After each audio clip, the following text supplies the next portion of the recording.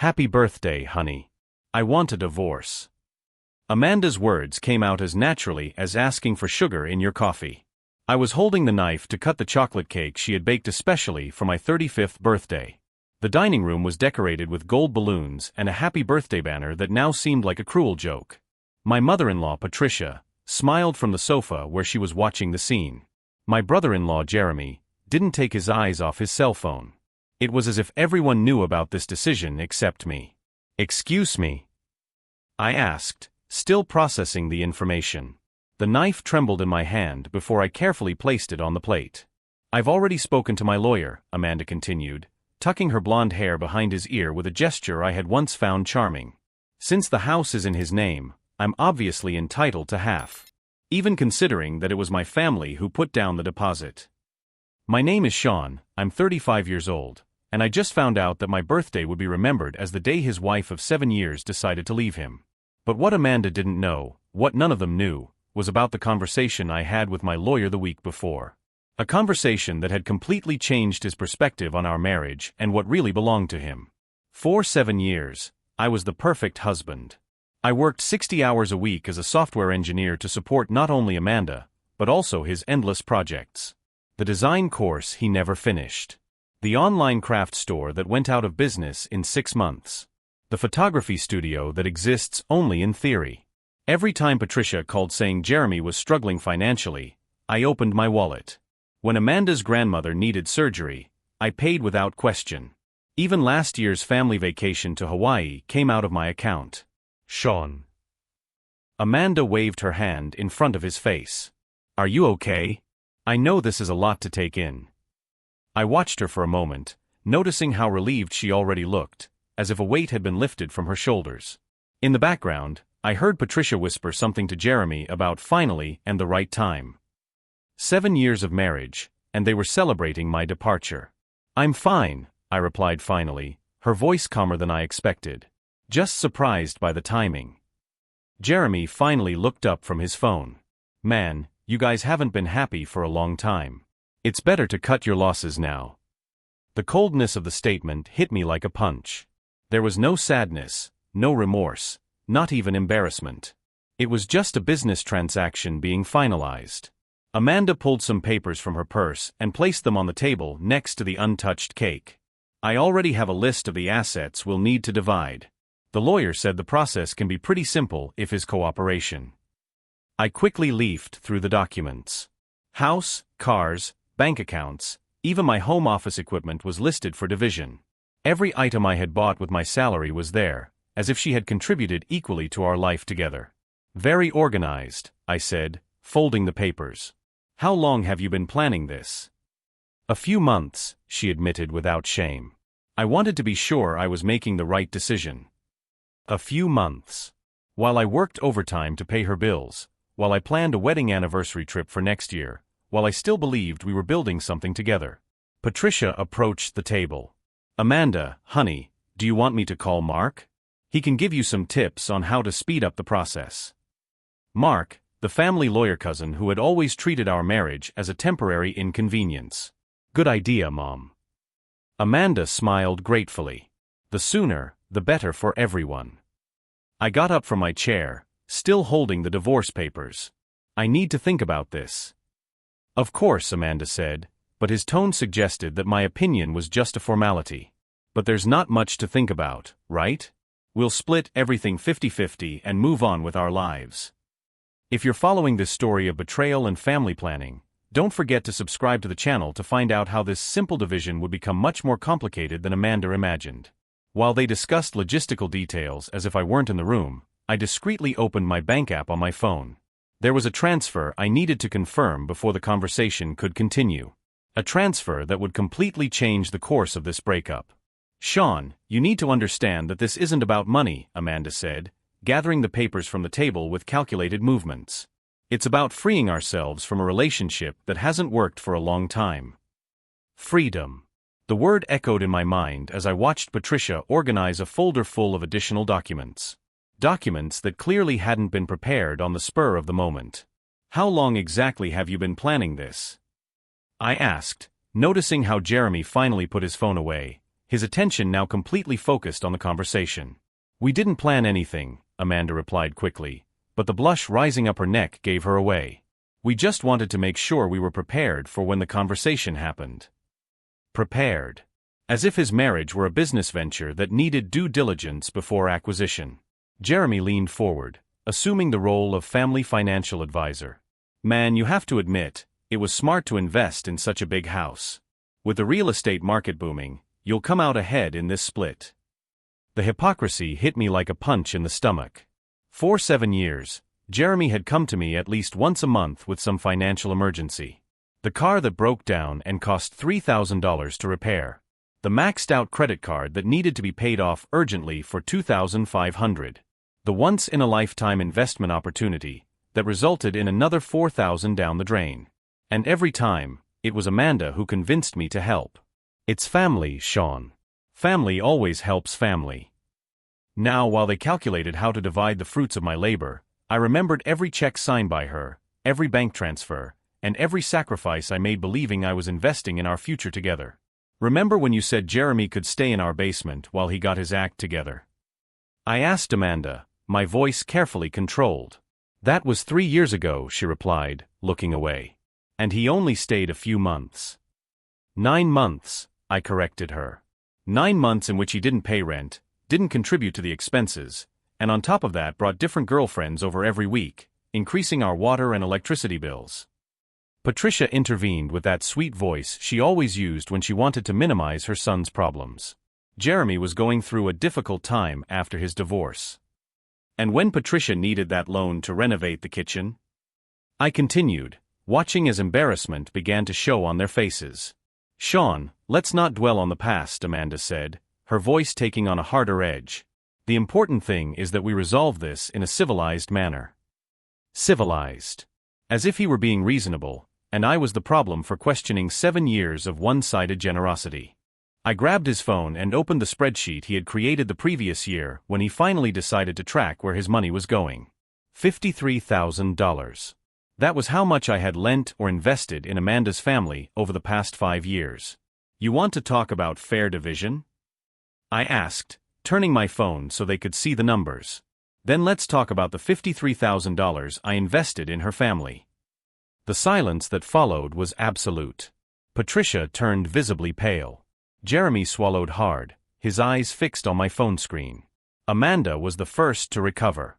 "Those weren't loans, Sean. They were gifts. Family favors you gave willingly." Gifts. The word came out louder than I intended. "Jeremy, do you remember promising me you'd pay back the $4,000 from his investment as soon as you got the return?" "That business didn't work out as expected," Jeremy muttered, unable to look me in the eye. "And Patricia, do you remember signing a document promising to pay back the $8,000 for the kitchen renovation in monthly installments?" My mother-in-law looked at Amanda as if expecting her to save her from the situation. "Sean, you know our financial situation is complicated." "Complicated for you," I interrupted. "Convenient for you would be a more honest description." Amanda stood up abruptly, her mask of calm finally slipping. "You're being ridiculous. It was always he who offered to help. No one forced him to do anything." She was right, technically. I always offered. But now, seeing the 3 of them sitting in my living room, with divorce papers already prepared and plans to divide my assets, I finally understood the pattern. Every emergency always came at the perfect time. Always when I had received a bonus at work or when our finances were particularly healthy. Always accompanied by Amanda's same emotional script about family responsibility and how luck was a temporary thing that should be shared. "You know I found out about the family meetings, right?" I said, watching his expressions change instantly. "What meetings?" Amanda asked, but her voice sounded forced. "The Sunday meetings at Patricia's house. The ones that have been going on for 2 years. Where you discuss my finances and plan the next emergency that will require my help." Jeremy tried to laugh, but the sound came out strangled. "Man, you're paranoid. There's no conspiracy." "Jennifer told me," he said simply, watching the panic spread across his cousins' faces. Jennifer, Amanda's cousin who had always been the black sheep of the family. The only one who had never asked him for money and who, apparently, had become uncomfortable enough with the family strategies to seek him out the week before. She told me how you call our marriage the Sean Project. How you have a detailed spreadsheet of his earnings and bonuses. How you time his requests for help to maximize the chance that he'll say yes. The silence was now deafening. Patricia stared at her hands. Jeremy had gone back to fiddling with his phone, but his hands were visibly shaking. Amanda, however, regained her composure with impressive speed. Jennifer has always been a jealous liar. If you believe her instead of his own wife. Ex-wife, I corrected automatically. At least, that's what he wants, right? She hesitated for a split second before straightening her shoulders. Yes. That's what I want. Great, I replied, surprised at my own calmness. Then let's make it official. I picked up my phone again and opened the banking app. The transfer I had initiated during our conversation was complete. $22,000 transferred from our joint account to a personal account Amanda didn't know existed. Since we're on the subject of divisions, I said, showing her the transfer confirmation, I just withdrew my half of the joint account. Amanda snatched the phone from my hand, her eyes widening at the remaining balance. You can't do that. That money is ours. It was ours, I corrected. Now it's mine and his. $22,000 each. Perfect split. But I need that money to get settled, she yelled, all pretense of civility evaporating. How am I going to pay for a security deposit and furniture? The same way he's going to have to, I replied. By working and saving. Patricia finally found her voice. Sean, this is so cruel. Amanda needs time to adjust. 7 years wasn't enough time for her to adjust to having her own financial responsibilities. Jeremy tried to take on the role of mediator. Look, everyone's upset. How about we calm down and think of a solution that works for everyone? I stood up, signaling that the conversation was over. The solution has already been presented, Jeremy. Amanda wants a separation. I agree. Now we'll each go our separate ways with our own resources. What about the house? Amanda asked, a note of desperation creeping into her voice. I smiled for the first time that night. Oh, about the house. I think you'll be very surprised when you find out who the real owner is. Amanda frowned. What are you talking about? The house is in his name. No, I replied, savoring each word. The house is in his company's name. A company of which you were never a partner and to which you never contributed a penny. The shock on their faces was so profound that I almost felt sorry for them. Almost. That's impossible, Patricia whispered. You bought this house together. I bought this house, I corrected. With money from my company, through my company, to serve as my company's home office. Amanda just lived here. The realization of what this meant began to slowly form on his and her faces. Without a claim to the house, the division of assets was drastically reduced. Amanda would get her share of the joint account, some furniture, and his car. Nothing else. You lied to us. Amanda shouted, tears of anger glistening in his eyes. He protected himself, I replied calmly. There's an important difference between the two. As the family descended into panic mode, frantically discussing lawyers and appeals among themselves, I picked up the divorce papers Amanda had brought. I'll sign these tonight, I announced, cutting off his discussion. My lawyer will contact his tomorrow to formalize the actual terms of the separation. Amanda looked at me with a mixture of horror and involuntary admiration. How did you know? How did you find out about our plans? Amanda, I said, heading for the door to open it for him. You have seriously underestimated the intelligence of the man who has supported you for 7 years. That was the first mistake of many. As they left, Patricia turned to me one last time. Sean, I know you're hurt, but this will destroy our family. No, I replied. It will end a relationship that has been dead for a long time. The difference is that now only I know it. I closed the door behind him and leaned against her, listening to the muffled sound of raised voices fading away down the sidewalk. The revenge that was coming would be sweet, but first I had a few more calls to make. Starting with Jennifer, who had offered to testify about the family meetings, and ending with the private investigator I had hired 3 months ago. Because if they thought the ownership of the house was his only surprise, they were sorely mistaken.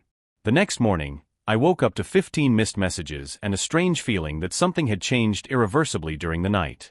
Amanda had slept in the guest room, but by morning his presence was no longer felt in the house. The first message was from Jeremy, sent at 3 in the morning. "Man, you need to reconsider this. Amanda is devastated. The whole family is worried about you." The second was from Patricia, at 5:30 a.m. "Sean, honey, I know you're hurt, but this isn't the way to resolve things. We need to talk like adults." The other 13 followed the same pattern. Emotional appeals, attempts to guilt him, and a growing coordination that made it obvious they had spent the night planning a counteroffensive. I was making coffee when Jennifer called. "Sean, they're crazy," she said without preamble.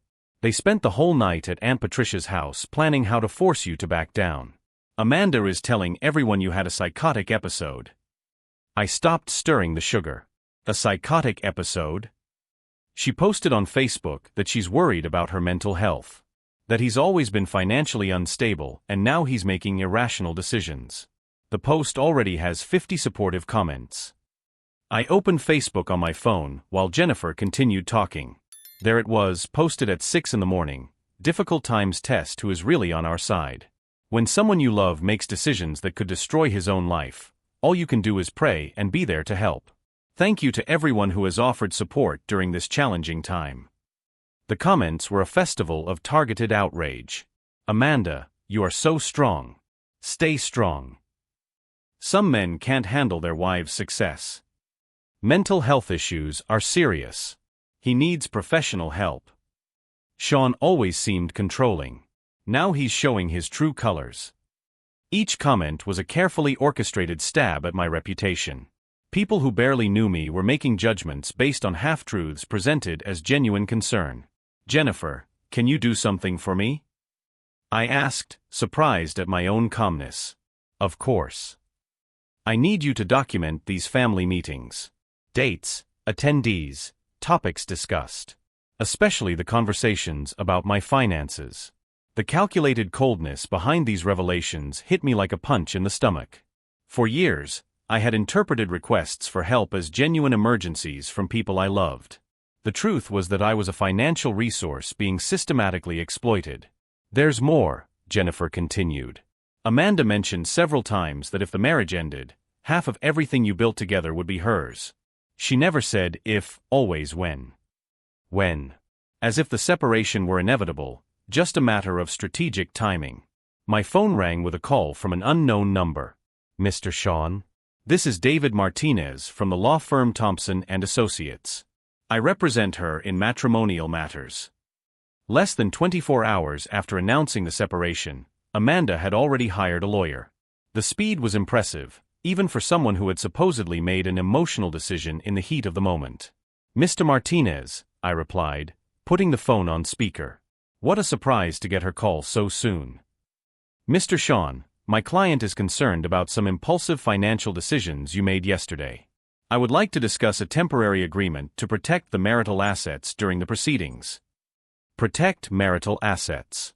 Elegant legal language for prevent me from moving my own money.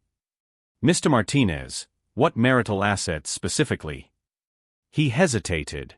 "Well, the marital residence, joint bank accounts, vehicles acquired during the marriage.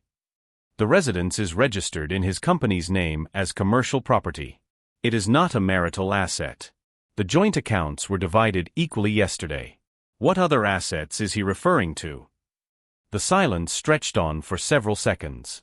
"Mr. Sean, perhaps it would be best if we schedule a meeting to discuss this in person. Perhaps you should review the property documents before our next call." I hung up and immediately called Robert Chun, my corporate and personal attorney. "Rob, I need you to draft a formal response to Amanda's attorney. And I want to expedite the divorce proceedings. The sooner the better." "Sean, I got an interesting call this morning," Rob said. "Someone from Thompson & Associates asked about the ownership structure of her home. When I explained that she's owned by his LLC, registered 3 years before the marriage, he seemed genuinely surprised. I already hired one. Michael Torres. He's been working on it for 3 months. 3 months. Rob sounded impressed. "You've been planning this longer than I realized." "I wasn't planning anything. I was protecting myself. The difference between the two had become crucial. At 2 in the afternoon, Michael Torres called with his first update since last night's dinner. "Sean, you need to see this."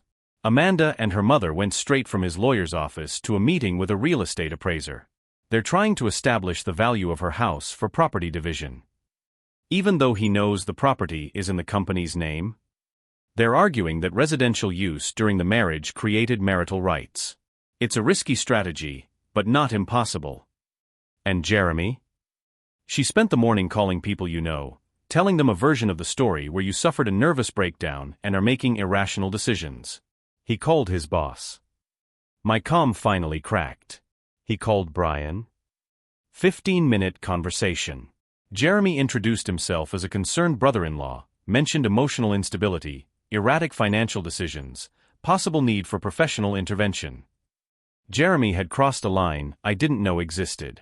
My professional life had always been sacred, completely separate from family drama. Now they were actively trying to sabotage her career. "Michael, I need evidence of all this. Recordings, if possible." "I already have them." Jeremy isn't careful on the phone. He detailed the entire strategy to a friend last night. "Do you want me to send you the transcripts?" "Send me everything." I spent the rest of the afternoon reading the transcripts Michael sent her. The coordination was impressive. They had divided responsibilities. Amanda would focus on the mental health and emotional instability narrative, Patricia would mobilize family and social support, and he, Jeremy, would work to damage his professional reputation. The goal was clear: isolate him and pressure him until he reconsidered the separation or, at the very least, agreed to a more favorable property settlement for Amanda. It was a sophisticated strategy, executed with military precision. Almost admirable in its calculated cruelty. Almost. At 6 o'clock in the evening, I received an unexpected call from Brian, his boss. "Sean, I got a strange call today. His brother-in-law, saying he's worried about you. Anything I should know?" "Brian, I'm getting divorced. My wife and her family are trying to paint me as emotionally unstable to gain an advantage in the proceedings."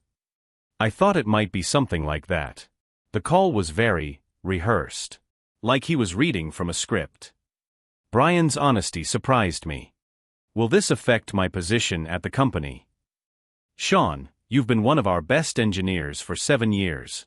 His performance has never wavered. A malicious brother-in-law isn't going to change that." When I hung up, I realized that Amanda and her family had made a fundamental mistake. They assumed he was the same man who had been financially manipulated for years. That he would react with emotion rather than strategy. They didn't know that I had spent the last 3 months preparing for exactly this war. While he mobilized social media and phone calls, I had hired professionals. While they spread rumors, I collected evidence. While he assumed her kindness was weakness, I was building a devastating legal case. That night, I opened my laptop and began organizing all the material Michael had collected. Recordings of Jeremy detailing manipulation strategies. Photographs of family meetings with documents about my finances scattered across the table. Text messages between Amanda and Patricia coordinating her stories. Each piece of evidence not only debunked the narrative they were constructing, but revealed years of predatory planning. As I organized the files, my phone vibrated with a message from Amanda. "Sean, we can still work this out amicably. It doesn't have to be a war." I looked at the evidence scattered across the table, at Jeremy's transcripts trying to destroy his career, at the Facebook post painting him as mentally unstable. "It doesn't have to be a war," she said. But the war had already begun the moment he decided I was a resource to be exploited rather than a person to be respected. The difference was that he was fighting with emotional tactics and social manipulation. I was fighting with facts, evidence, and the law. And unlike him, I had prepared to win. The next morning, I woke up at 5:30 a.m. with a clarity of mind I hadn't felt in years. While Amanda was presumably sleeping at her mother's house, planning her next offensive, I was already 3 steps ahead. The first call was to Jennifer. "Sean, you need to know what happened last night," she said before he even identified himself. They spent 4 hours at Aunt Patricia's house planning how to force him to drop the divorce. "Tell me everything." "Amanda is saying that you had a psychotic breakdown and that the family needs to intervene. Jeremy suggested that they seek a court order to have him temporarily committed, claiming that he is a danger to himself. The audacity left me speechless for a moment. They really think that would work? Patricia called her cousin Mark, the lawyer. He explained that it would be impossible without medical evidence, but Jeremy insisted that they could fabricate a situation. Force him to have an emotional reaction in public and use that as proof. Fabricate a situation. The family I had supported for 7 years was now actively conspiring to have me committed to a psychiatric institution. Jennifer, I need you to document this officially. Would you be willing to sign an affidavit? I'm already working on it. I have recordings of the last 2 family meetings on my phone. They would never suspect her because he's always treated her like a piece of furniture. The second call was to Michael Torres. Sean, I have devastating news, he said immediately. Jeremy didn't just call your boss. He's waging a systematic campaign to destroy her professional reputation. Explain. Yesterday he called 5 of her company's major clients, identifying himself as her concerned brother-in-law. He said that you, his employee, are struggling with mental health issues and that the company may be compromised. 2 companies have already called his boss asking for clarification. My calculated calm faltered for a split second. Attacking his career crossed a line he didn't know existed. But instead of anger, he felt something colder and more dangerous: absolute determination. Michael, I need recordings of those calls. I already have them. Jeremy is incredibly careless. He used the same script on every call, as if he were reading from a piece of paper. More importantly, he made it clear that he was coordinating this with Amanda and Patricia. And her. And she spent. They're preparing a petition to question her mental competence. The goal is to force a psychiatric evaluation and during that time, freeze all her assets. Patricia is mobilizing the extended family. Cousins, aunts, even distant acquaintances are being instructed to call people in his social and professional circle with concerns about his recent behavior. It was a coordinated campaign of reputation destruction on a military scale. Michael, I need to speed up our timeline. How much evidence do you have ready to present? 3 months of complete documentation. Recordings, photographs, financial records, witnesses. Enough to prove conspiracy, defamation, and systematic harassment. My third call was to Robert Chun. Rob, they're trying to have me declared mentally incompetent. Sean, we received the petition an hour ago. It's a risky and desperate strategy. He has no real medical evidence, just allegations of erratic behavior based on what you did with the bank account. More importantly, I have the evidence you collected about systematic financial manipulation. Rob, there's something I didn't tell you.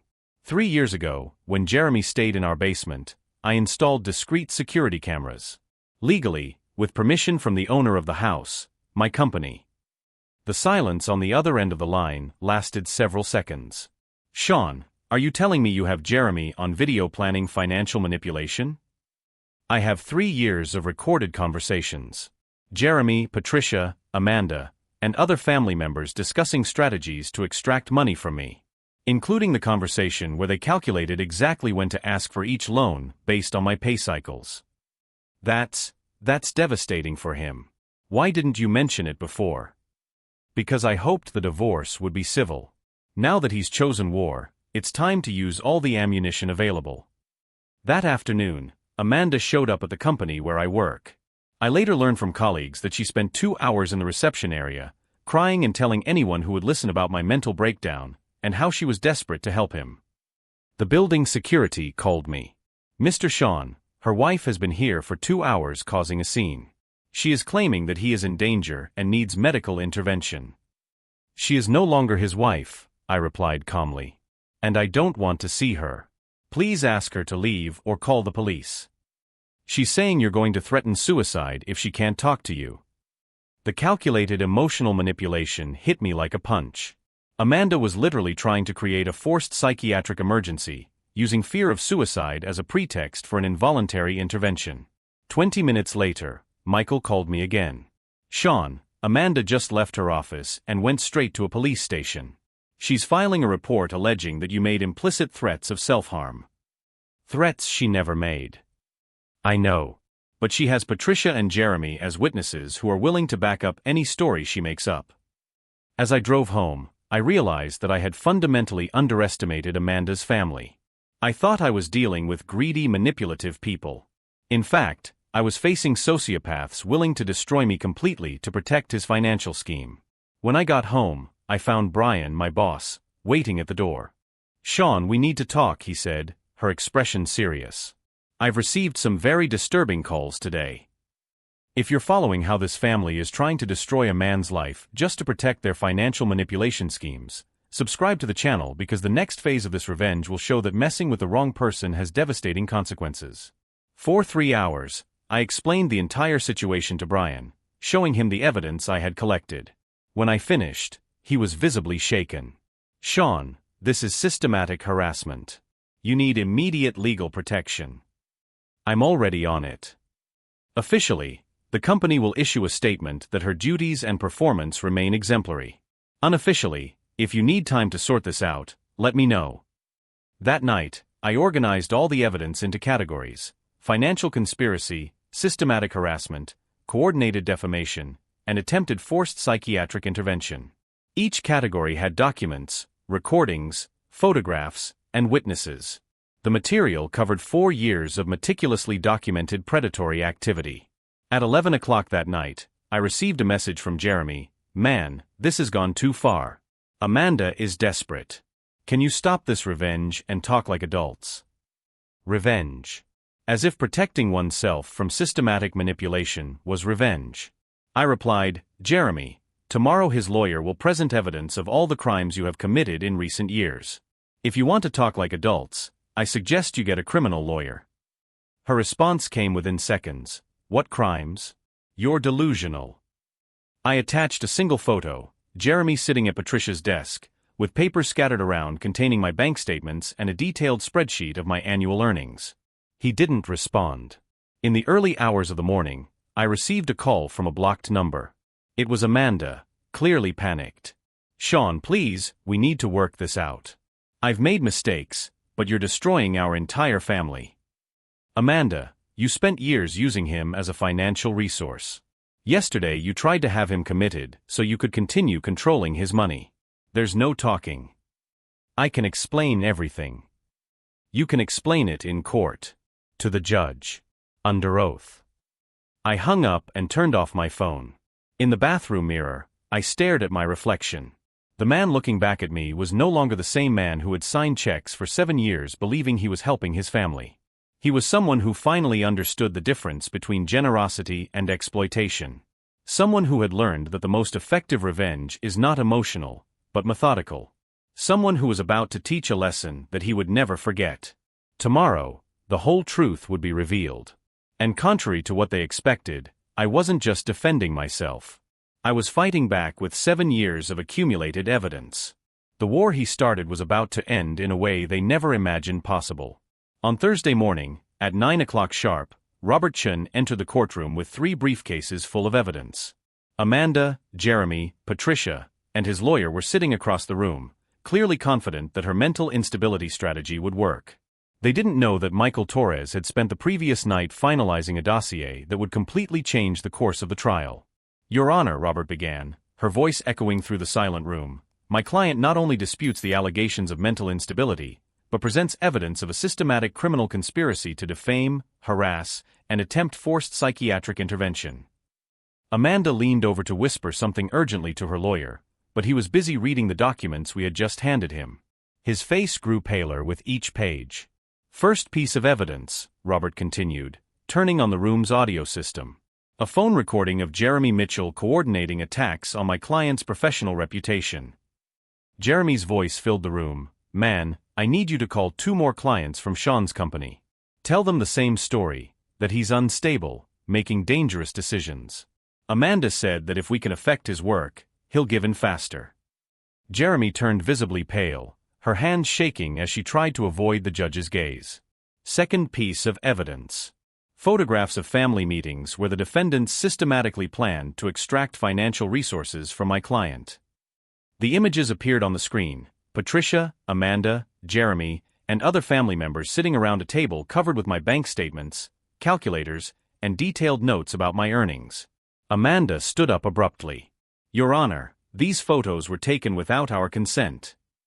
They were taken at his client's residence, Robert replied calmly, by legally installed security cameras. A property where the defendants gathered to plan financial manipulation. Third piece of evidence. Sworn statement from Jennifer Martinez detailing 3 years of meetings where the family discussed strategies for extracting money from my client.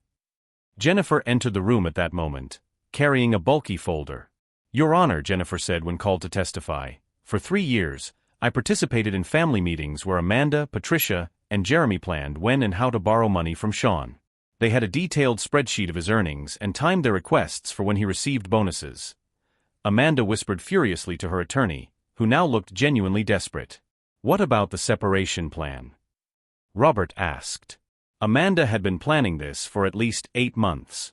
She said repeatedly that when she got divorced, she would get half of everything Sean had accumulated. The word that she used was harvest. The silence in the room was absolute. Patricia was crying silently. Jeremy stared at the floor. Fourth piece of evidence, Robert continued relentlessly. Text messages between Amanda Mitchell and Patricia Santos discussing how to obtain legal power of attorney during a supposed psychiatric hospitalization. The messages appeared on the screen. Amanda, Mark said that if we can get her admitted, even temporarily, I can request emergency power of attorney. Patricia, but what if he resists? Amanda, that's why Jeremy is sabotaging his work. Enough pressure will force a public emotional reaction. Fifth piece of evidence, Robert said, her voice taking on a final tone. Proof that the family's entire financial emergency narrative was fabricated. He handed documents to the judge. Patricia Santos has a savings account with $83,000. Jeremy Mitchell received a $40,000 inheritance from his grandfather 2 years ago, which he never disclosed when he asked his client for loans. Amanda turned to look at Patricia and Jeremy with an expression of utter shock. It was obvious that even she had no knowledge of these financial reserves.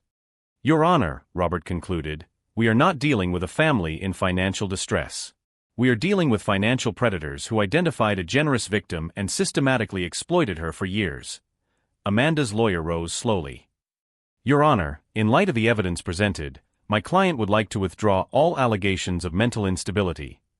Too late for that, Robert said immediately. My client is filing criminal charges for defamation, harassment, conspiracy, and attempted fraudulent medical intervention. Amanda turned to look at me for the first time during the entire proceedings. In her eyes, I saw the exact moment she understood the magnitude of what had been lost. Not just the divorce, not just the division of assets, but possibly her freedom. Mr. Sean, the judge addressed me directly, would His Honor like to make a statement? I stood up calmly. His Honor, for 7 years I believed I was helping a family I loved. I have discovered that I was being systematically exploited by people who saw my generosity as weakness. The only statement I have to make is that I hope justice will be done. As the judge announced a recess for deliberation, I watched Amanda trying to whisper urgently to Jeremy and Patricia. But now they looked at each other with mutual suspicion, each realizing that the others had hidden crucial information.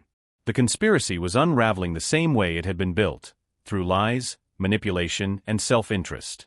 The war he had started had ended exactly as I had planned, not with anger or emotion, but with facts, evidence, and the methodical application of justice. But the consequences they would face were only just beginning. 6 months later, I received a call from Jennifer with updates that made me smile for the first time since the beginning of this saga. Sean, you need to know what happened to him, she said, barely able to contain the satisfaction in her voice. Amanda had not only lost the criminal case for conspiracy and harassment, but also faced charges of attempted forced hospitalization. Her criminal record prevented her from getting any decent job, and she was living in a 1-bedroom apartment supported by temporary work. Jeremy was fired when his employer found out about the defamatory calls he had made. No company in the area would hire him after his legal records became public.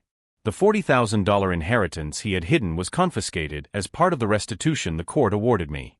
Patricia, the matriarch who orchestrated the family reunions, had to sell her house to pay the fines and legal fees. At 68, she moved into a low-income apartment and cut off contact with Amanda and Jeremy, finally realizing how he had manipulated her as well. As for me, I received a total of $137,000 in restitution and damages. More importantly, my reputation was completely restored when the evidence became public. Colleagues and clients who had doubted me because of Jeremy's lies came forward to apologize. Using some of the money I recovered, I launched my own consulting firm. The case had demonstrated my ability to document and resolve complex problems in a methodical way. Ironically, his attempt to destroy my career ended up proving exactly the skills that my new clients valued most. 3 weeks ago, I ran into Amanda at the grocery store. She saw me first and tried to avoid confrontation, but our eyes met in the produce section. For a moment, I saw in her eyes not anger or resentment, but something I had never seen before, genuine respect. We didn't speak. There was no need. She nodded discreetly and went on her way. I did the same. The biggest lesson from this experience wasn't about revenge or justice, but about the difference between kindness and weakness. For 7 years, I confused generosity with naivety. I learned that protecting himself isn't selfish, it's responsible. Today, I help others who are facing family or financial manipulation. I teach them that meticulous documentation and strategic patience are more powerful than emotional reactions. Justice may be slow, but when it comes, it is complete. If this story of family manipulation and calculated revenge has touched his life, subscribe to the channel because we have many other stories of people who refuse to be victims and turn betrayal into triumph. The last time I heard from Amanda, she was working as a clerk in a department store, earning in a month what I used to give her in an afternoon. Well, I just signed a contract for my 3rd office.